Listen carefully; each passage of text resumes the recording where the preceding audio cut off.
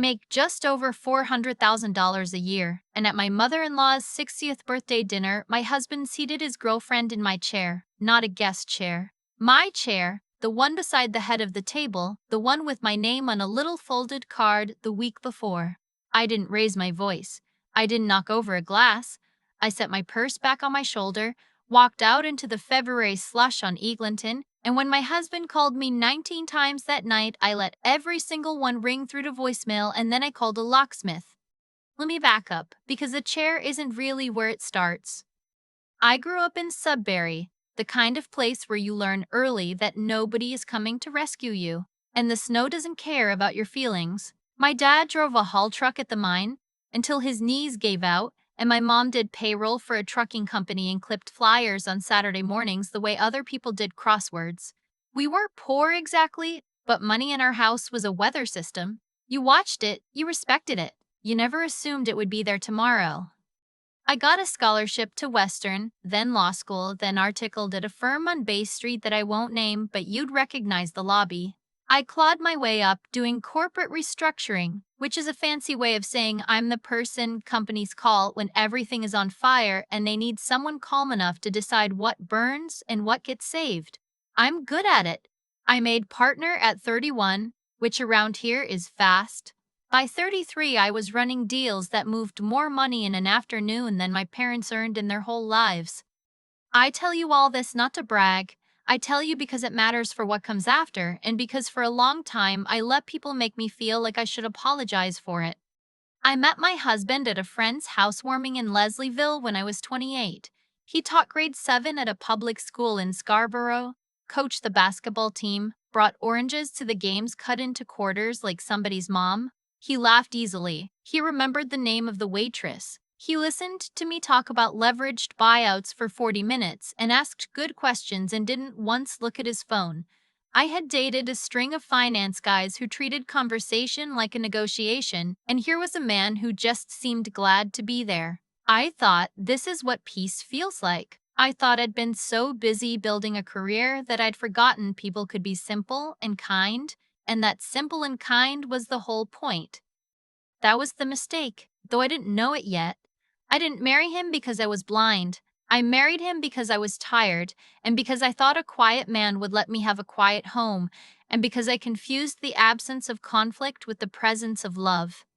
Before the wedding, I had a marriage contract drawn up. My family lawyer insisted, and honestly so did the part of my brain that watches money like weather.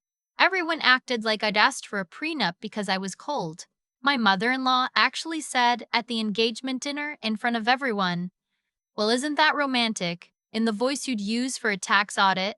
My husband signed it without reading it closely. I remember thinking that was sweet. It wasn't sweet. He just didn't think it would ever matter. The contract kept my pre-marriage assets separate. It kept my partnership equity separate. It kept the cottage my grandfather left me up near Bracebridge separate, sitting quietly in a trust. It said that anything I built was mine, and anything we built together we'd split fair. He shrugged and signed. His mother never forgot it. His mother. I should describe her because she's the whole engine of this thing. She lived in a big house in Mississauga that I found out much later. My husband and I had been quietly subsidizing for 3 years. She wore a lot of gold and talked a lot about family values, which in practice meant that her son could do no wrong and his wife could do no right. From the first dinner, she had me figured out. To her, I was the daughter-in-law who thought she was better than everyone because she made money, who didn't know how to take care of a man, who worked too much and would surely, any day now, drive her boy into someone warmer. I tried, for years, to win her over. That's the part that embarrasses me now. I drove out to Mississauga on Sundays after working until 2 in the morning on Saturday. I brought wine she'd complain was too dry and chocolates she'd say were too rich. I paid for the new roof when their old one started leaking, and she told the neighbors her son had taken care of it. I covered her dental work, $11,000 of implants, and at Thanksgiving she announced to the table that a mother is the one investment that pays you back, and looked straight at me when she said it, and everyone laughed. I kept thinking if I was good enough, generous enough, patient enough, she'd come around. I'm a restructuring lawyer. I should have recognized a business that was never going to be profitable. Some relationships, you keep pouring money and respect into them, and the books never balance because the other party never intended to give you anything back. They just liked watching you spend. The girlfriend I didn't see coming, even though I should have. She was a parent volunteer at a school. Younger than me, soft spoken, always a little breathless. The kind of woman who says, I'm so bad at this, right before doing something perfectly. She organized the staff appreciation lunch. She started carpooling for the basketball away games. My husband started mentioning her the way you'd mention weather, casual, constant. She brought the team Timbits. She thinks I should apply for vice principal. She says I undersell myself. I was buried in a deal that quarter. A pulp mill in Thunder Bay coming apart at the seams. 300 jobs hanging on whether I could keep a lender from pulling out. I was sleeping at the office. I told myself the distance was the work, that it would pass. I told myself a lot of things. The truth is, I'd stopped paying attention to my own life, and the thing about not paying attention is that other people notice before you do. My mother-in-law noticed. She noticed and she liked it.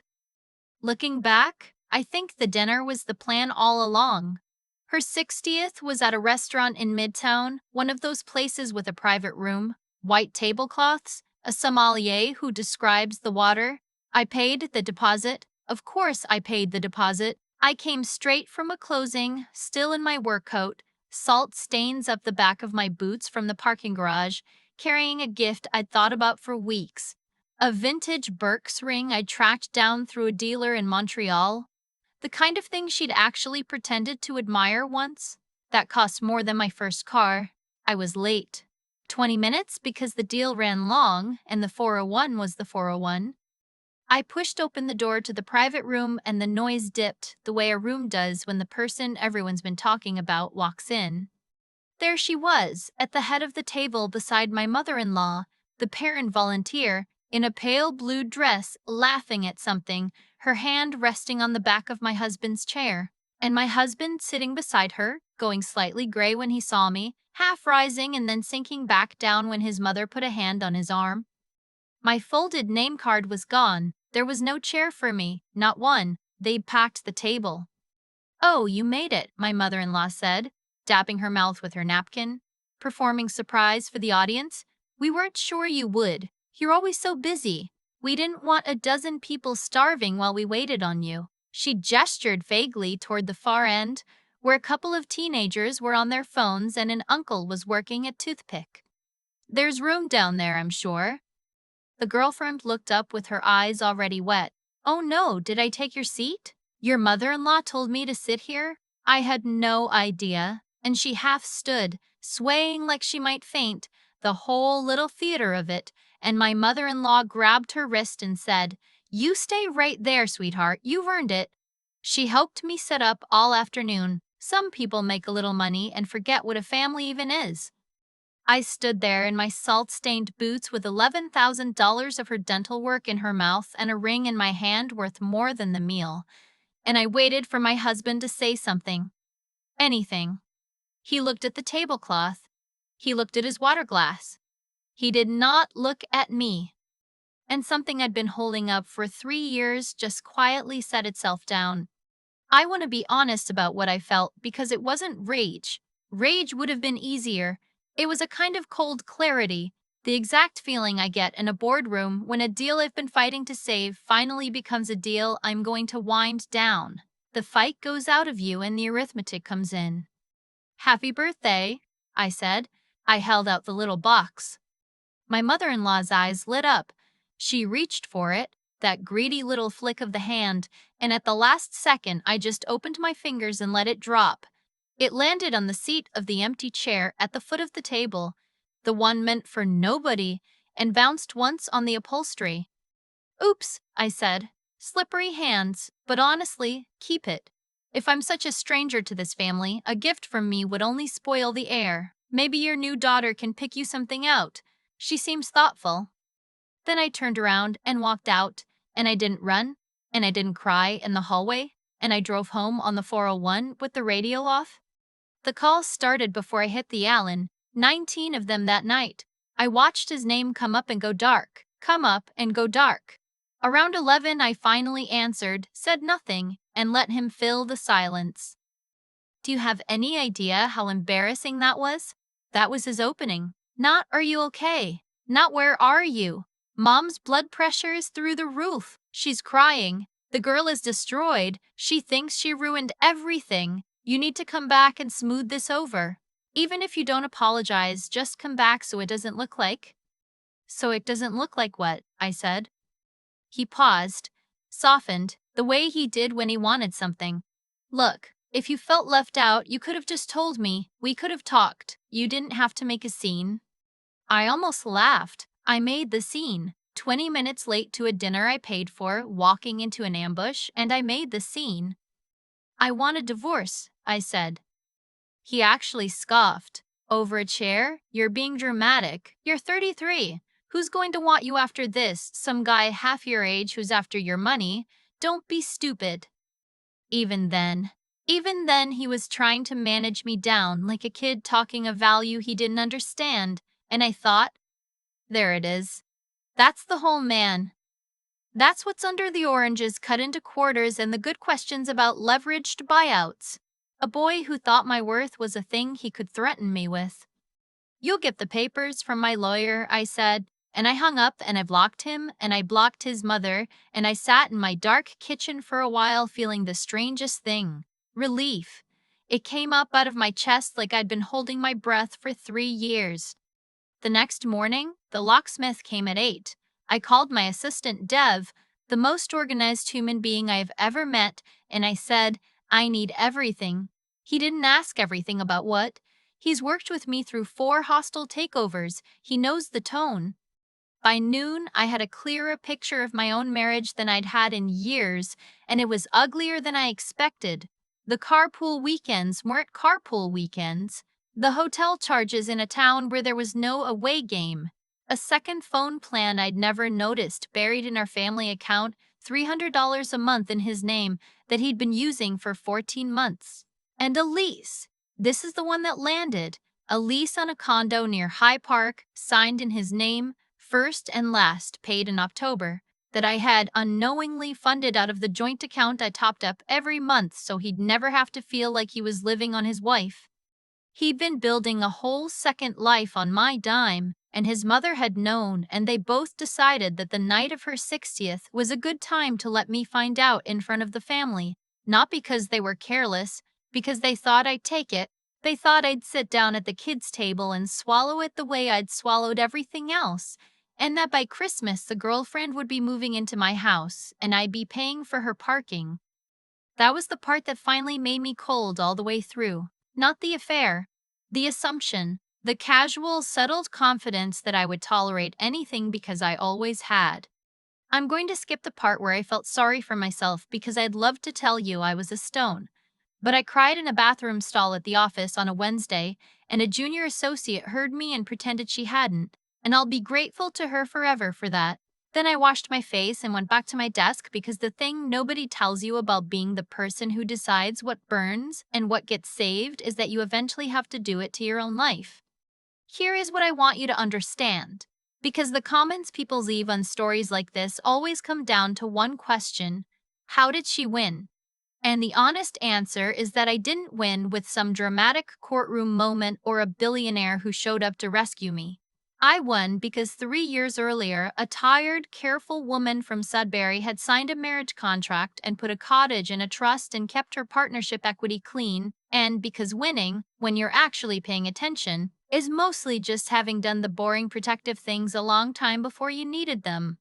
The divorce itself was almost anticlimactic. His lawyer, and he had to find one, fast, and good ones aren't cheap, came in swinging, talking about the lifestyle he'd grown accustomed to, his entitlement to a share of my marital wealth. Dev had the file ready. The marriage contract was airtight. My pre-marriage assets, the equity, the cottage, all separate, all documented, all signed by a man who hadn't bothered to read what he was agreeing to because he never imagined the day he'd be on the other side of it. What we'd actually built together, jointly, in 4 years of marriage was a modest amount, and I split it down the middle without a fight because I'm not interested in being the kind of person who claws at small money out of spite. He got half of the joint account, half the furniture, the car he liked. He did not get my career. He did not get the cottage. He did not get the lifestyle, which had never been his. It had always been mine, lent out so generously that he'd come to believe it was the air he breathed. And then the air went away. Because here's the thing I'd been quietly carrying for years that everyone, including him, took for granted. I was the floor under all of it. The mortgage helper on his mother's house, the car payments, the dental work, the dinners, his roof and his generosity. The lifestyle the girlfriend had been so eager to slide into wasn't his to give her. It was mine, and the day I stopped, it stopped. I didn't do anything cruel. I want to be clear about that because I think people imagine revenge as some kind of explosion. I just stopped subsidizing people who'd shown me exactly what they thought I was worth. I canceled the automatic transfers. I stopped paying for his mother's house. The CRA, as it happens, takes a dim view of certain things he'd let slide during years when I'd been the one keeping our affairs clean. And that was his problem now, not mine, and it was a large problem. It took about 4 months for the lifestyle to fully come apart, and I'd be lying if I said I didn't feel something watching it from a distance. His mother's house went up for sale in the spring. The realtor's sign stood in the same yard where she'd told the neighbors her son fixed the roof. The girlfriend, it turned out, was not interested in a 38-year-old teacher's salary once the condo near High Park became a thing he could no longer afford. She'd done the math too, just less carefully than I had, and when the numbers came up short, she was gone by summer. On to a developer in Oakville, last I heard. And I wish her every joy of that. My ex-husband called from a number I didn't recognize because I'd blocked the ones I knew. He left a voicemail I listened to once, sitting in my car in the Loblaws parking lot. His mom needed surgery. The money was tight. Could I help, for old time's sake? Didn't I used to feed the strays in our old neighborhood? Wasn't I a kind person under all that? 5,000. No, even 2. Please. And I sat there in the parking lot with my groceries melting and I thought about it honestly. Not because I owed him anything, because the woman from Sudbury who'd spent 3 years trying to earn a cruel woman's approval was still in there somewhere, still reflexively reaching for her wallet, still believing that if she was good enough she could fix something that was never broken by accident.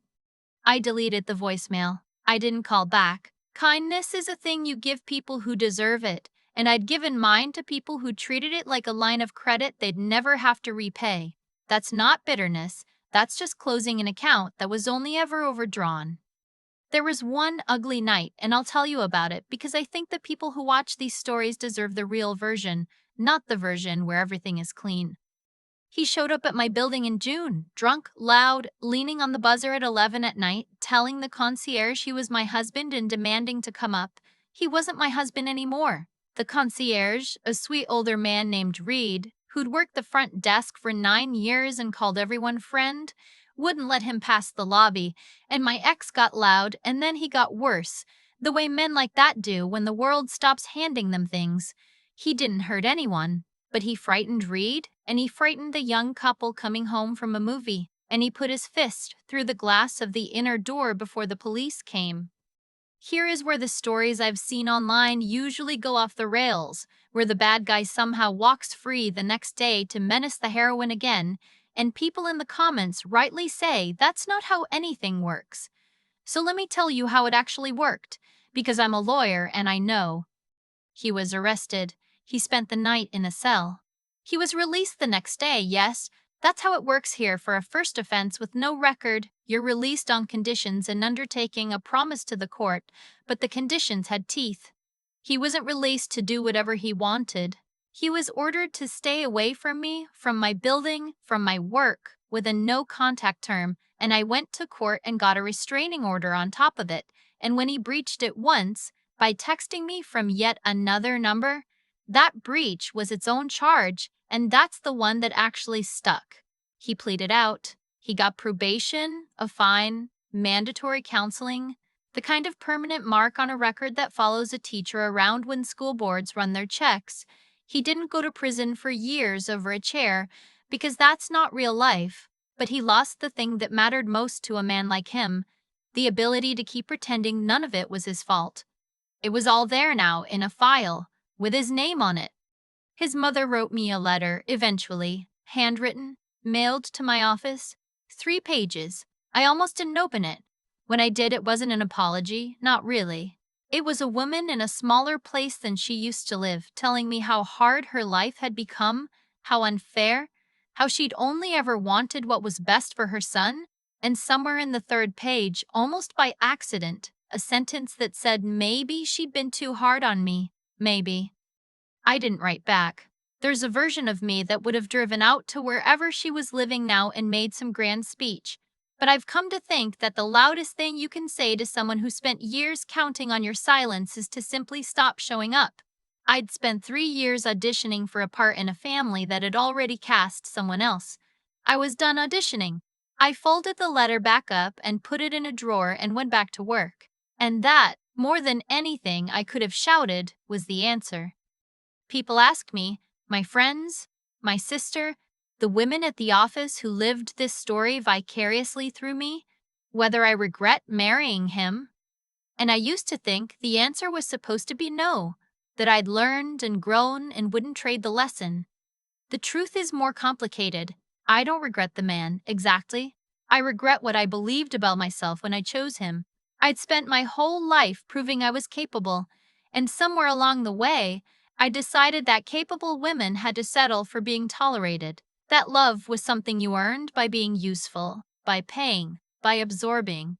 I married a quiet man because I thought quiet meant safe, and I learned that a man's silence when his mother humiliates you isn't peace, it's a verdict. The thing I'd had backwards my whole life is that I thought love was the rarest, most important thing, the thing you sacrifice and shrink and overgive for. And what I learned, sitting in my dark kitchen the night I changed the locks, is that respect comes first. Love without respect is just a nicer word for being used. You can love someone who lets you be humiliated. People do it every day. But you can't be free with them, and you can't be whole with them, and eventually you can't even find yourself underneath all the apologizing. I'm 40 now. I want to skip ahead because the good parts came slowly and don't make for a dramatic scene, but they're the part that matters. I kept the cottage. I go up to Muskoka most weekends in the summer and I learned to split my own wood, badly at first, and there's a particular satisfaction to a fire you built yourself in a place that no one can take from you. I made Partner of the Year twice. I mentor the junior associates now, especially the ones I hear crying in the bathroom, and I tell them the thing nobody told me, which is that protecting yourself isn't cold and it isn't unromantic, it's just the boring, grown-up love you owe your own future self. I met someone 2 years after the divorce, and I want to tell you about him only to tell you what's different. He runs a small engineering firm, builds bridges, actual ones, up north. He is not richer than me, and he is not poorer than me, and the first time it came up, he didn't flinch, and he didn't posture. When I told him about the marriage contract I wanted, he read it, the whole thing, twice, with a pen, asking real questions, and at the end he said it was fair and signed it and then took me to dinner at a noisy place near the lake where the water comes in a glass and nobody describes it. He has never once made me feel like my success was a problem to be managed or a threat to be neutralized. He thinks it's the most interesting thing about me, after the wood splitting. We're not married yet, we might be. There's no hurry, because for the first time in my life, I'm not running towards someone to feel like a whole person. I was already whole. I just had to stop handing pieces of myself to people who treated them like change. Last winter, I took him up to the cottage, and we got snowed in for 3 days. The real Muskoka kind of snow where the world goes white and silent and the only sound is the fire. And on the second night, watching him struggle to split a log worse than I did my first year, I thought about that other February. The salt on my boots, the empty space where my chair should have been, the ring bouncing on an empty seat. I don't think about them much anymore. The mother-in-law in her smaller house, the man with the mark on his record, the girlfriend somewhere in Oakville. They cost me a marriage and 3 years of believing I deserved less than I do. But they also did me a favor. They'll never understand. They showed me, in front of everyone, exactly what my silence had been buying. And the day I stopped paying, I got to find out what I was actually worth. It turns out it was never the 400,000 a year. It was the woman who could walk out of that room in salt-stained boots, drive home with the radio off, and build a fire that's hers. The cruelest thing about that February wasn't the empty space where my chair should have been. It was realizing I'd built the trap myself. One Sunday drive and one unpaid roof at a time, every gift I dropped into a family that only ever wanted to watch me spend. I spent 3 years confusing generosity with worth, thinking if I gave enough, paid enough, absorbed enough, I'd finally earn a seat at a table I was already paying for. What I understand now, sitting by a fire I built with my own hands in a place no one can take from me, is that everything that happened followed a logic as clean as any deal I've ever wound down. My mother-in-law treated my kindness like a line of credit because I let her.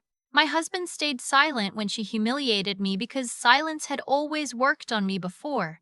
The lifestyle the mistress was so eager to slide into collapsed the moment I stopped funding it, because it was never his to give. Nothing in that ending was luck. It was just cause and effect finally catching up to people who'd bet their whole lives on my willingness to keep paying. I keep coming back to the part of me that wanted to be good. That was never the problem. Being a decent person, the kind who covers the dental work and feeds the strays and shows up on Sundays, is worth holding on to. But I'd let decency curdle into something smaller, a fear that if I ever stopped giving I'd be unlovable. Real character isn't measured by how much abuse you'll absorb with a smile. It's knowing the difference between kindness and self-erasure, and having the spine to stop pouring into a well that was only ever pretending to be empty. What actually saved me wasn't a rescuer. It was a tired woman from Sudbury who, 3 years earlier, had the foresight to read the fine print, sign the marriage contract, and keep the cottage in a trust. The boring, unromantic, clear-eyed work of protecting your future self while everyone calls you cold. I didn't outfight them. I outthought them, years before I knew I'd need to, and that quiet planning is what let me walk away whole instead of begging. And then there was the walking itself. The radio off on the 401, the locks changed by 8 the next morning, the voicemail I deleted in the Loblaws parking lot with my groceries melting. None of that was easy. Strength wasn't standing in that room screaming. It was leaving without a scene, then doing the slow, unglamorous work of rebuilding a life when part of me still wanted to reach for my wallet and fix what was never mine to fix. If I could go back and tell the woman in the salt-stained boots one thing, it would be this. Love without respect is just a politer word for being used, and no amount of paying will ever buy it back. Build the fire that's yours. Read the fine print, and when someone shows you in front of everyone exactly what your silence has been buying, believe them and stop paying.